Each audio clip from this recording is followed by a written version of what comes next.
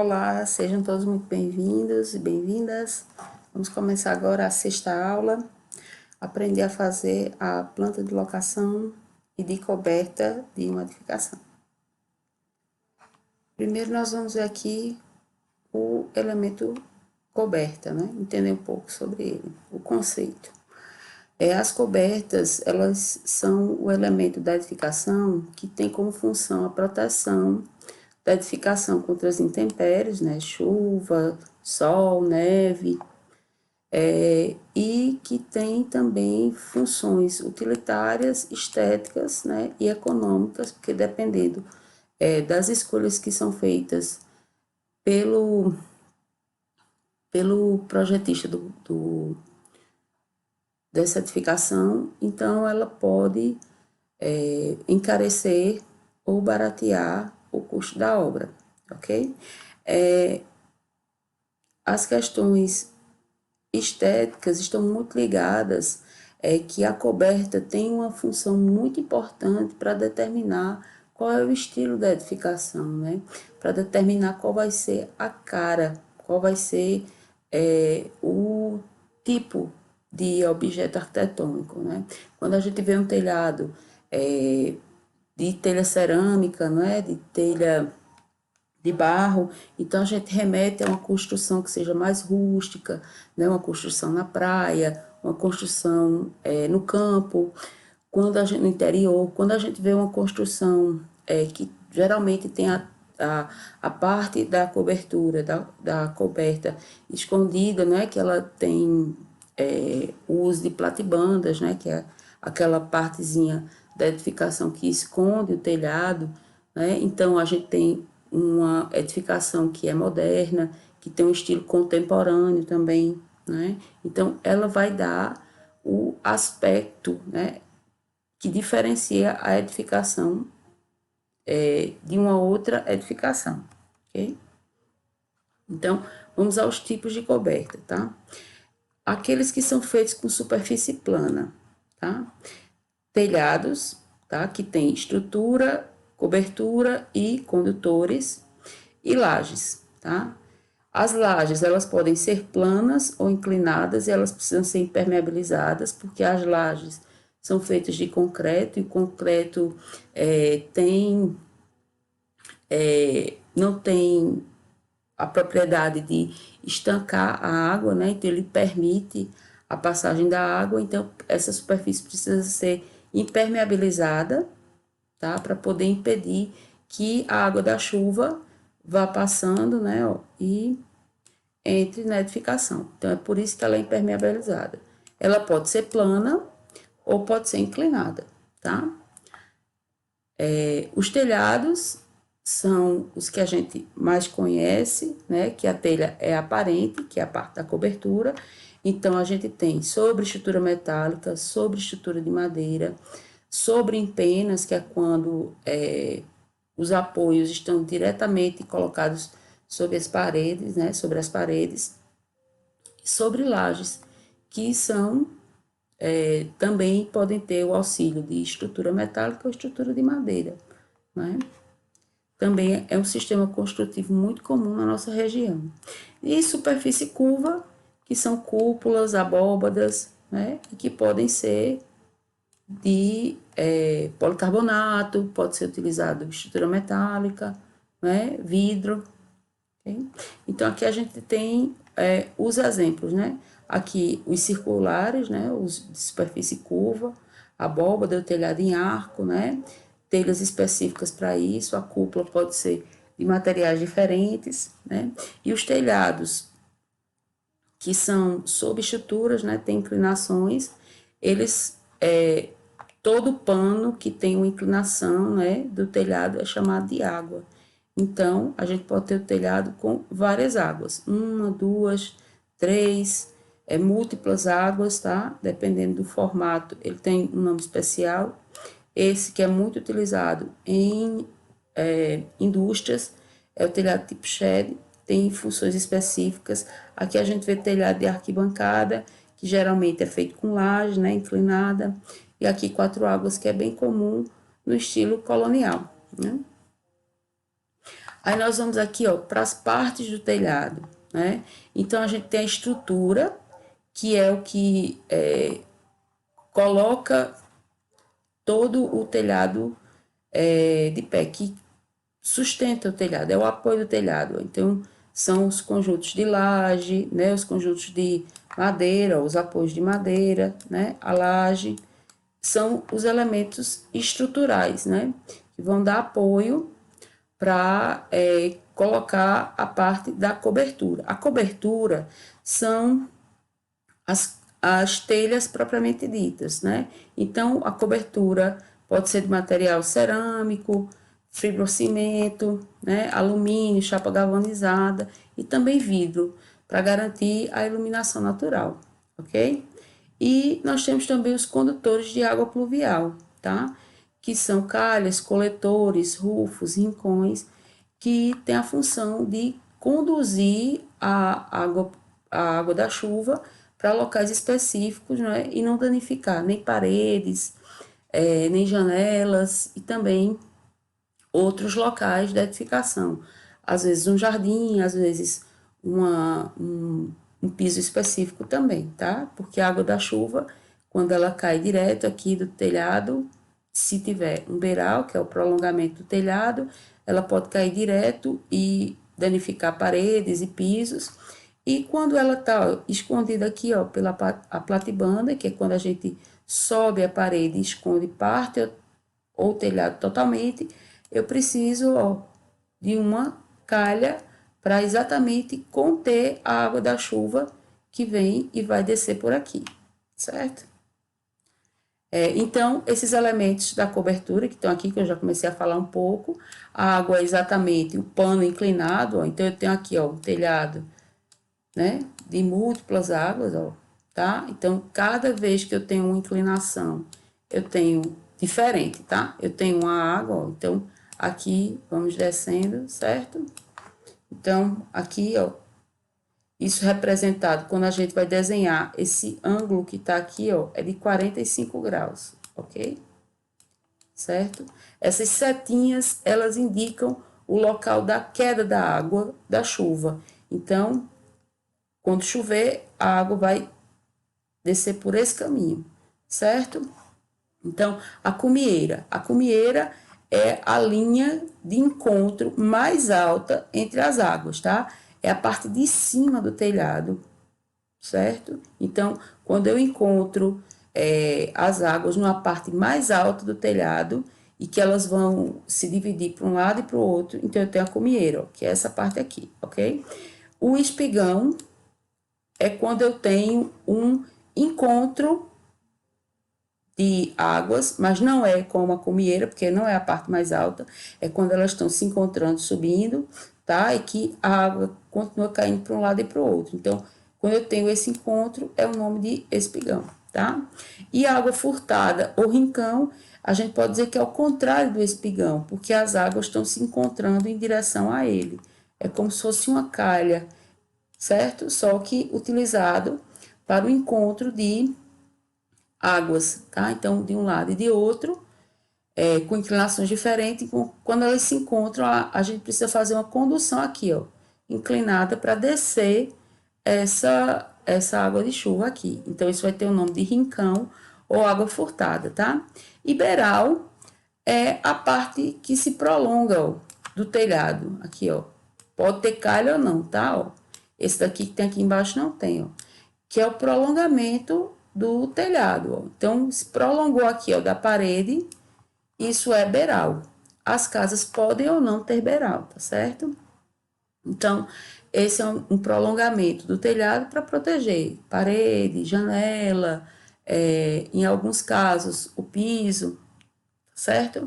E o beiral, quando a gente desenha a coberta, ele é a linha que está pela parte de fora da coberta, certo? Então, a gente viu que os panos que estão inclinados, eles vão aparecer retos, mas sempre com uma setinha indicando a caída, tá? O rincão, que é um encontro entre uma água e outra, mas elas se juntando para descer, né?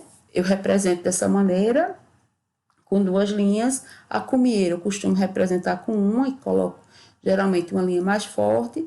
E os espigões, que são encontros de águas, mas que elas vão descer para um lado e para o outro. Tá?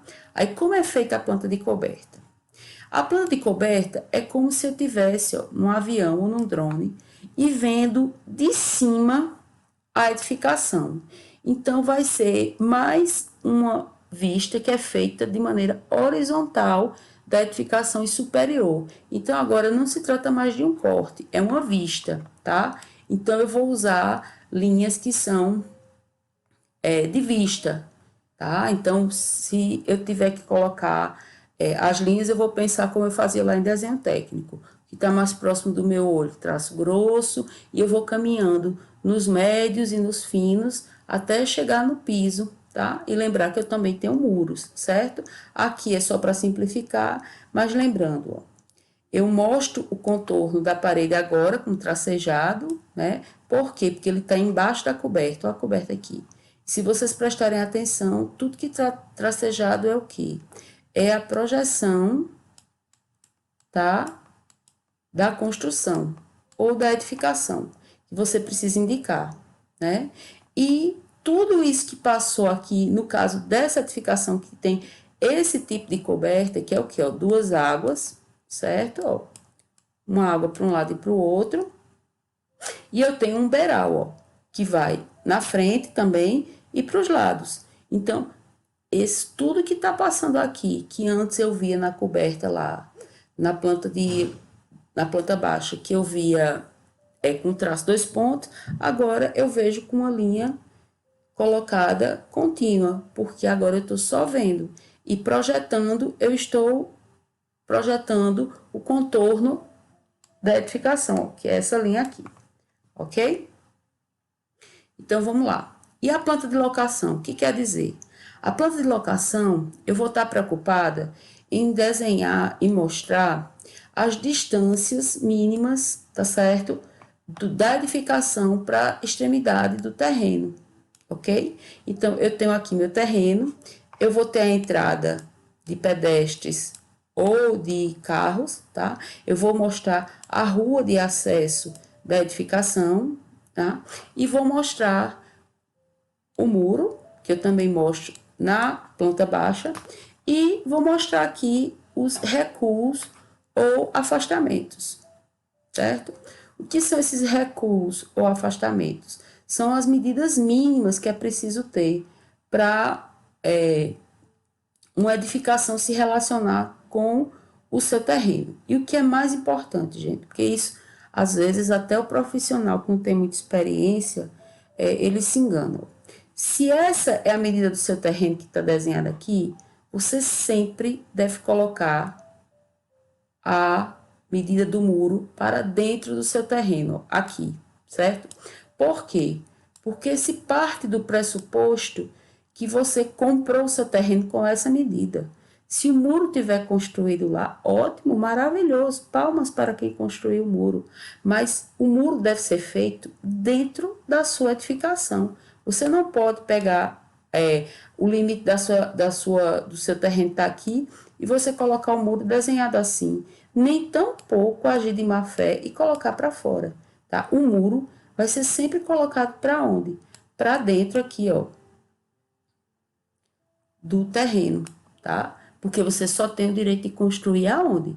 Dentro da sua propriedade. E a sua propriedade é o quê? É o limite do terreno. Mas, professora, eu cheguei lá, já tinha um muro. Inclusive, é interessante que você construa seu próprio muro, porque de repente você não sabe como aquele muro foi construído, né? E ele pode ter algum problema e depois você ficar também sem muro, né?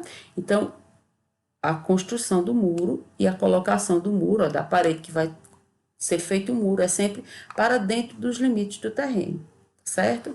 Então, eu tenho aqui, ó, afastamentos, a medida mínima que eu tenho que ter, ó, isso é determinado de novo, ó, tá? Pela legislação que é municipal, certo? Então, é código de obras, é código de posturas, código de urbanismo, depende da cidade, certo? Então, é isso que define as medidas mínimas, tá?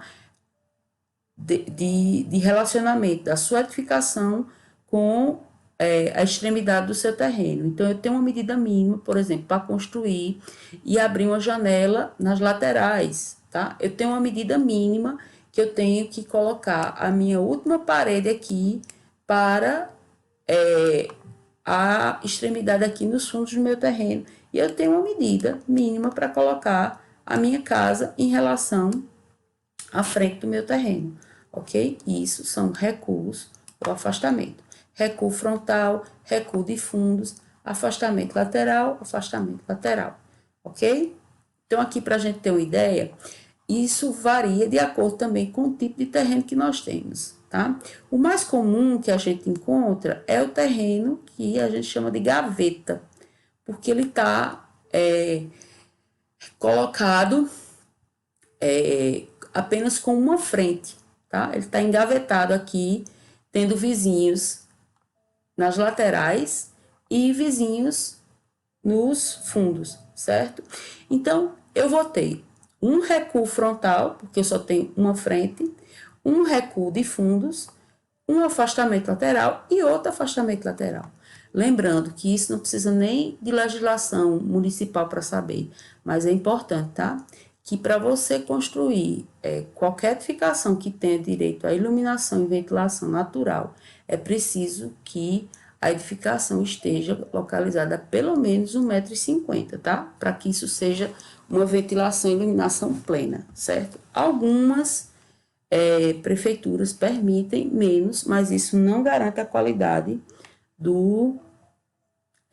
dessa ventilação e dessa iluminação, ok? Permite, mas não há qualidade, certo?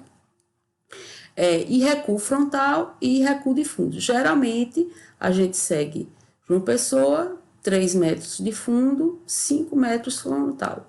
Em alguns lugares, na legislação de João Pessoa, o recuo frontal é 4, e em alguns lugares o recuo frontal, inclusive, é 0, tá? E o que é importante a gente saber também, porque isso tem implicância em outros elementos dos códigos, que é, por exemplo, qual é a quantidade do terreno que a gente pode usar, né, por pavimento aqui, tá certo? Isso também é outra conta feita que leva em conta, que leva em consideração essas medidas, ok? Mas hoje a gente tem que se preocupar aqui, ó, com os afastamentos e os recuos, para a gente não avançar, tá certo? E geralmente a gente tem que pensar que é permitido que a gente possa ocupar aqui do terreno 50% da área do terreno, tá? Aí eu tenho aqui, ó, quando eu tiver um terreno que tem 2 frentes, que é o de esquina, aqui tem outra rua, certo? Eu tenho 2 recuos de frente, tá? E 2 afastamentos aqui laterais, tá certo? Então, eu tenho um vizinho na minha lateral aqui, outro vizinho na minha lateral, e tenho recuo de frente aqui e recuo de frente. Quer dizer que terrenos que são de esquina não tem recuo de fundos, tá? Se eu tiver aqui a conhecida cabeça de quadra, que é esse tipo de terreno, ó, que tem 3 frentes, tá? Tem rua, então eu tenho que ter 3 recuos de frente, tá? E apenas um de fundos, que tá aqui, ó, voltado pro vizinho, certo? Então, se eu tiver, inclusive, aquele que é um terreno, que é uma quadra toda, então, em todos eles, tá voltado para a rua, então, todos eles têm um recuo de frente, ok? Então, é muito importante que a gente deixe isso bem claro na marcação do terreno, porque é quando a gente tá fazendo exatamente a locação, tá? Então, isso a gente precisa deixar bem claro na nossa planta que a gente está construindo agora, tá? Então, o que é que a gente vai colocar nessa planta, né? Primeiro, como é que a gente começa a pensar, certo? Antes, o que a gente via desenhado na planta, aqui, ó, é traço 2 pontos, tá certo? Aqui é traço, um ponto. Por quê, ó?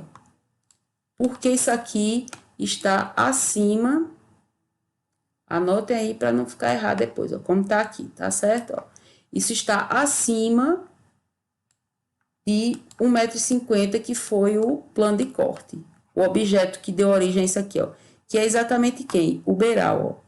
Porque 1,50 m passou mais ou menos aqui, né? Então, tá acima, ó, é a projeção disso daqui, ó, do beiral, tá? Ó, isso aqui é a projeção do beiral. Então, tudo que é feito acima, eu tenho que simbolizar com que traço. Minha letra tá ótima, né? Eu tenho que simbolizar com que traço. Traço 2 pontos, tá? Então, a primeira coisa que você vai notar para construir seu telhado é que, ó, na planta baixa, a parede está externa e a projeção do beiral, que vai ser a linha da coberta, é essa daqui. Então, a linha que vai ficar tracejada agora na sua planta como limite da construção é essa vai ser tracejada, ó. Aí, por que que essa vai ser tracejada, professora, agora? Porque eu tô olhando, ó, meu olho aqui, ó, agora aqui de cima. Então, esse limite da casa aqui embaixo, que é esse daqui, ó, agora tá embaixo da coberta. Então, se eu tô vendo abaixo de um objeto, então eu desenho tracejado, né? Se o objeto tá acima de mim, então aqui é traço o quê? 2 pontos. O objeto tá acima de mim, ó, traço 2 pontos, tá certo? E agora o objeto tá abaixo, né? Quando eu for desenhar a planta baixa, ou a planta de coberta, ó. Então, isso vai virar o quê, ó? Tudo traço contínuo, e isso vai ser o que agora? Tracejado, né? E isso vai ser tracejado, ó, que é a projeção da construção, certo? E isso vai virar a linha contínua quando a gente estiver fazendo a planta de coberta, porque agora eu estou vendo lá de cima, e isso é a extremidade do beiral. Aqui a gente já tem um exemplo concreto sobre isso, tá? Lembrando, linha de corte é traço um ponto, certo? Traço ponto, ele não faz parte do desenho, então são linhas auxiliares. É linha de corte, é linha para fazer simetria, ok? Aqui, ó, que é o tracejado que está colocando o limite da construção, vai ser traço o quê? Traço simples, tá? Tracejado simples.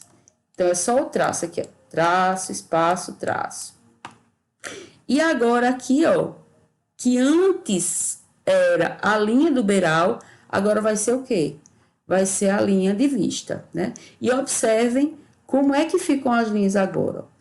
Isso tudo que eu tô vendo aqui é muro, então tá lá embaixo, né? Então, isso tudo aqui, ó, é linha de piso, tá? Então, se isso é linha de piso, isso aqui, ó, é muro, então tudo com a vista, um traço mais fino, né? Porque eu não tô vendo lá embaixo. E aqui, o que é que eu tô vendo nas linhas da coberta, ó? A cumieira tá mais em cima, isso daqui tá mais embaixo, então eu vou atribuindo esse tipo de linhas para ele, ok? Então, e vamos colocar cotas para ser possível construir esse telhado, né? Porque são as medidas do telhado, e também fazer o quê, ó? Cotar para ser possível implantar a edificação, tá? Ó. Então, agora eu estou cotando quem? Os afastamentos. Aí notem, ó, da extremidade do terreno. Eu coto daqui, ó, de fora, para chegar na extremidade da casa. Ó, notem, se eu fosse cotar agora aqui, ó, da extremidade da casa, e não se faz cota solta, tá? É sempre a cota começando e terminando. Se eu for fazer essa cota, eu vou até o final aqui. Se eu for fazer essa cota, eu vou até o final aqui, certo? Então, eu coto da extremidade até, ó, a extremidade do muro. Por quê? Porque o limite do meu terreno é a parte de fora do muro. Porque eu sempre boto o muro para onde? Para dentro do meu terreno. Eu só posso construir naquilo que é meu. Ok? Então, quais são as outras informações que são importantes? Colocar a inclinação que vai ser a sua coberta, tá? Indicar de que é a projeção. Então, aqui embaixo é da construção. Dizer qual vai ser o tipo de telhado, né? Aqui vai ser uma telha cerâmica sobre laje inclinada de concreto. Você vai me xingar e vai dizer, ah, não se constrói mais isso, tudo. Mas é só para uma questão de aprendizado, para a gente aprender a fazer o corte mais simples, tá certo? Então, tudo aqui, ó, que vocês forem olhando nessa lista, que se completa na seguinte, certo? Nós vamos entendendo o que é preciso fazer para completar a representação, tá? Então, aqui, ó, a planta de locação e de coberta só é locação se eu tiver essas cotas indicando extremidade da projeção da construção para o afastamento, tá certo? E só é coberta se eu colocar as informações da coberta, tá? A largura da comieira, largura aqui, ó, da edificação, quanto é o beiral, quanto é a projeção do beiral, tá? E as outras informações de piso que são pertinentes, certo? Lembrando que ela é a planta que vem antes da planta de coberta, certo? E antes dela vem a planta de situação, que você pode, inclusive, eu às vezes nomeio como 0, tá? Mas se ela, planta de situação, for A1, aí A2 é a planta de locação e coberta, e a 3 vai ser quem? A planta baixa, que vem imediatamente depois da coberta, ok? Seguindo aqui, ó, cota, cota, cota, e se o terreno ele for inclinado, ele não for 90 graus, você deve inclusive colocar a angulação do terreno, tá? Se for diferente de 90 graus, certo? As achuras que são permitidas. Na verdade, a gente põe a achura que indica o tipo de telhado. Aí, por uma sugestão, eu vou dar uma sugestão, tá? De quem já fez alguns projetos, o ideal é que você evite colocar achuras na parte do piso. Que você trabalhe apenas aquele plano que a gente está vendo na coberta, nesse momento. Porque tudo que você põe de achura para celebrar o piso nesse momento, a gente não consegue depois ler a coberta como uma parte destacada. O interessante é que você faça essa leitura de achura, por exemplo, para destacar os pisos na planta baixa pertinente, que esteja inclusive mais perto dos pisos, né? Porque note como é estranho. Quando a gente faz um edifício, tem gente que coloca o piso da parte de baixo, o último piso, com a achura nos carros, você vendo os carros, então aquilo dá tanta força ao desenho que parece que está no piso que corresponde. Se eu tenho aqui uma edificação, ó, e isso tudo, digamos que seja um corte, e aqui eu tenho os carros, ó, parece que isso está voando aqui em cima. Pode notar se não parece, né? Então, se você está fazendo uma coberta, se você coloca todas essas informações, achurando piso, colocando estacionamento e tudo, vão ser informações supérfluas que não vão contribuir para o desenho, ainda vai confundir o observador. Então, você deve dar preferência a colocar essas achuras junto da planta pertinente, do piso. Não vai colocar aqui, tá certo? Lembre-se sempre da informação do norte para dizer de onde vem o regime de ventos, de onde vem também o sol nascente e o poente, ok?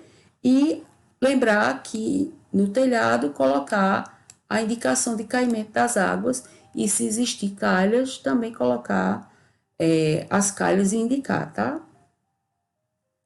Aqui está a coberta maior, caso você precise ver com mais alguns detalhes. Não é a coberta que a gente vai fazer, ok? Aí, como exercício, eu enviei para vocês essa planta baixa, que vai ser a planta baixa que a gente vai trabalhar os outros desenhos, certo? Ela está cotada com as informações que vocês precisam. Vocês vão fazer o desenho preferencialmente à mão, porque ele é um desenho muito simples, tá? Inclusive, vocês notaram que a cota também, certo? Então, notem, a extremidade do beiral, que agora a gente vai ver, ó, tá aqui com traço 2 pontos. E a extremidade da casa, ó, que antes era tudo que eu estava vendo aqui embaixo, vai ser visto como tracejado. Então, tem essa inversão, certo? E o tipo de telhado que vai ser essa casa, se eu colocar aqui, tá? Ó. Se eu colocar aqui, já fazendo. Eita, que esse ficou feio, viu? Ignorem, tá, gente? É porque tá difícil desenhar aqui. Vai ser uma água para o lado esquerdo e uma água para o lado direito, tá certo? E, ó, tudo que tiver aqui embaixo, na extremidade, ó, isso é um pilar, ok? Ó, mas é a extremidade da construção. Então, eu vou fazer, ó, isso aqui, ok? Certo? Aí, vocês devem colocar essas indicações de corte, como não tem medida, aproximadamente aqui pela proporção que você consegue ver. Isso não vai ter tanta importância nesse momento, certo? Podem ficar tranquilos. O que eu quero que vocês entendam nesse momento, a representar a planta de coberta a partir de uma planta baixa que você veja. Chego no escritório e peço para vocês, gente, faz a planta baixa aqui dessa planta de coberta, então eu quero que vocês representem. Então, o que é que vai aparecer aqui? Por exemplo, esses nomes não vão aparecer mais, tá? Certo? Ok? Se você quiser colocar o nome das entradas, você deve. Isso confunde o observador, tá? Então, você deve preferencialmente, ó, e lembrar o quê, ó? Que eu vejo os pisos até onde a coberta me deixa ver, tá? Eu vou ver as achuras aqui, ó, indicando o caimento da água, né? Eu vou ver o norte, eu vou ver agora, ó, o muro aqui, a altura dele era 1,80. Então, ele foi cortado, não foi pelo plano de corte da planta baixa, então aqui ele estava com traço grosso. Mas agora, o que é que vai acontecer com ele? Ele vai estar, ó, em vista, então eu vejo o muro em vista, certo? O que é que vai acontecer aqui, ó, com o portão? O portão também vai estar em quê? O portão em vista, certo? Essa casa não tem garagem, então a pessoa chega aqui e manobra, por isso que está escrito entrada para autos e pessoas, certo? Então entra por aqui, ó, e a pessoa deixa o carro aqui, ó. Mas veja, ó, tem os limites, as linhas, ó, separando o jardim. Aí viram que aqui eu coloquei a achura, né? E até coloquei uma achura sólida para dar um destaque bem grande para a gente conseguir entender. Então, não aparece aqui também no telhado, na planta de locação e coberta, as indicações de nível, tá certo? Nesse tipo que tem esse telhado inclinado, a gente não coloca, tá? Eu vou ensinar vocês que a gente coloca esse tipo de indicação de nível quando a gente faz um telhado com platibanda, que é quando o telhado está um pouco escondido e a gente tem o que, ó? Altura, essas paredes que são as extremidades da edificação, elas estão mais altas e escondem o telhado, ok? Para as informações aqui, é as que eu sempre uso, só para efeito de amostragem, tá? Telha cerâmica sobre laje inclinada de concreto e a inclinação é 30%, tá? Porque você precisa colocar aqui, ó. Lembrar, tenho que colocar a inclinação e tenho que meter cota aqui, tá bom? Vocês vão ver, inclusive, que na planta que eu mandei para vocês, tem muito mais cota, porque é bem completa, vocês vão usar bastante. Não precisa imprimir, vocês podem fazer apenas observando, tá certo? E vocês podem utilizar uma escala menor, podem utilizar a escala de 1 para 7,5, que cabe na folha de 1, que cabe na folha A4. Ou podem até usar, ó, a escala de 1 para 100 para fazer esse desenho. Entendido? Ó? Vale as duas, tá? A escala para fazer o desenho. Certo? Lá você vai perceber que tá escrito lá escala 1 para 50, mas a escala que você tem na folhinha do PDF é diferente porque ela foi colocada para caber ali, tá bom? Mas você vai pegar o seu escalímetro na escala de ou 1 para 75 ou 1 para 100, que cabe na folha, tá certo? Cabe na folha porque eu já vi, tá bom? E você vai fazer aqui, ó, coisinha linda, no tamanho A4. E vai pegar essas medidas de onde? Pelo amor de Deus, professora, como é que eu vou saber? Daqui, amado, ó, tudinho tá escrito aqui. Eu tenho as medidas do terreno, tá? Então, de tudo você vai saber, ó. Ó como é ruim cotar pouco, ó. Vai ter que somar aqui, que eu esqueci de botar a medida total, né? Vai me xingar, né? Mas aqui eu tenho a medida total do terreno, 18, tá bom? Se conseguirem fazer na escala 175, que é maior, é melhor para vocês, tá bom? Então, por hoje é só. Fiquem com Deus. Dúvidas pelo WhatsApp, tá? Se eu não responder no momento, esperem que assim que eu puder ver, eu respondo, ok? Grande abraço e até a próxima aula.